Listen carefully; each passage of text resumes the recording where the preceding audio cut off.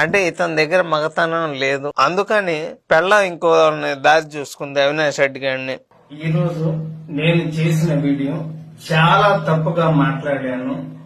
దయచేసి అమ్మ భారతి, జగన్మోహన్ రెడ్డి గారికి మీ ఇద్దరు కూడా దయచేసి, నేను నిజం చెప్తున్నాను, నేను అన్నమాట చాలా తప్పు.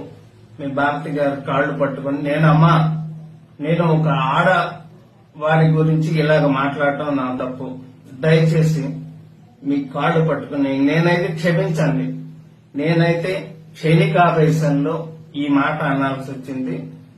క్షమించి దయచేసి నేనైతే ఈ రోజు మాట్లాడిన మాటలకి ఒక ఆడవారిని ఇలాగ మాట్లాడిన తర్వాత నేనైతే మాత్రం దయచేసి క్షమించండి ప్లీజ్.